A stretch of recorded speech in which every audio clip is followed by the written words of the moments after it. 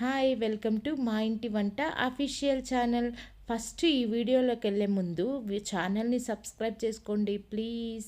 అలాగే video like చేసి share చేయండి. ఈ వీడియోలో నేను తక్కువ టైంలో ఒక టేస్టీ రెసిపీని ట్రై చేయబోతున్నాను.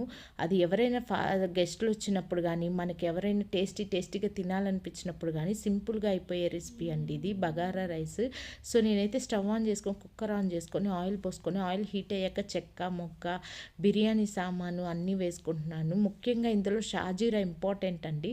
షాజీరా కూడా అంత కొద్దిగా 1 స్పూన్ దాకా వేసుకోండి షాజీరా.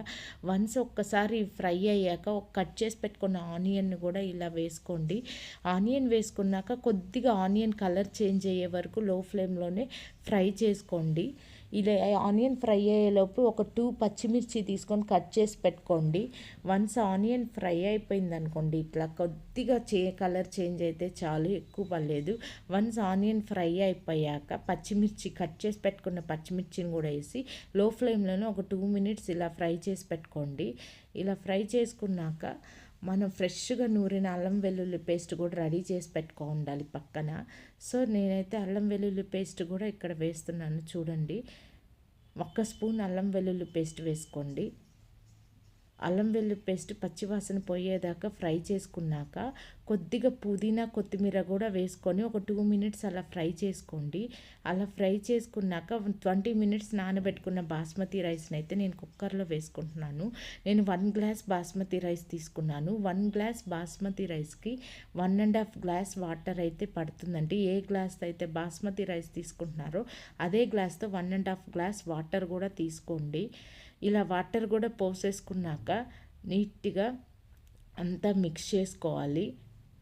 నేను ఇక్కడ వాటర్ కూడా పోసేసుకున్నాను చూసారా, ఎక్కువ మసాలాలు లేవు చూసారా, బాగా గమనించారా. ఇది పెద్దవాళ్ళు కూడా ఈజీగా తిని డైజెస్ట్ చేసుకోవచ్చు.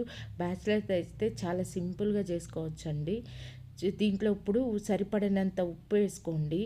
రైస్కి సరిపడే ఉప్పు వేసుకొని ఒక 1/2 స్పూన్ గరం మసాలా వేసుకొని మళ్ళీ ఒకసారి మొత్తం మిక్స్ చేసుకున్నాక కుక్కర్ పెట్టేసుకోండి.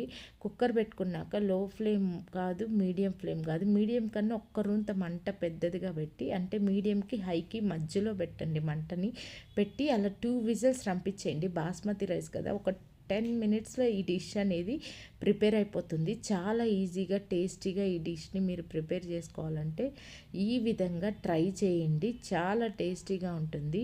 ఇక్కడైతే నేను కుక్కర్ కూడా పెట్టేసుకున్నాను చూడండి. కుక్కర్ పెట్టుకున్నాక ఒక 2 విజిల్స్ వచ్చేసాక ఎలా ఉంటుందో మీకు చూపిస్తాను చూడండి. నేనైతే విజిల్ పెట్టేశాను. తర్వాత 2 విజిల్స్ వచ్చాక బగారా రైస్ ఎలా వచ్చిందో ఇక్కడ చూపించేసినాను చూడండి. ఎంతో పొడి పొడిగా టేస్టీగా, అంటే ఎవరైనా గెస్ట్లు వచ్చినప్పుడు కానీ ఏదైనా సింపుల్గా టేస్టీగా తినాలనుకున్నప్పుడు కానీ ఈ బగారా రైస్ కానీ చేసుకొని తింటే చాలా బాగుంటుందండి. దీని కాంబినేషన్గా ఏ మటన్ కర్రీయో చికెన్ కర్రీయో చేసుకున్నారంటే అస్సలు ఇంకా వదిలిపెట్టరు ఈ డిష్ని, అంత టేస్టీగా ఉంటుంది. నేను చెప్పిన విధంగా అయితే ఈ డిష్ని మీరు రెడీ చేసి పెట్టుకోండి. అండ్ అలాగే మీ గెస్ట్లకి స్పెషల్గా ప్రిపేర్ చేసి పెట్టండి. అలాగే వాళ్ళు ఇచ్చే కాంప్లిమెంట్స్ తీసుకొని హ్యాపీగా ఫీల్ అవ్వండి, అంత బాగుంటుంది. అంతేనండి, బాయ్ బాయ్. వీడియో నచ్చితే లైక్ చేసి షేర్ చేసి సబ్స్క్రైబ్ చేసుకోండి.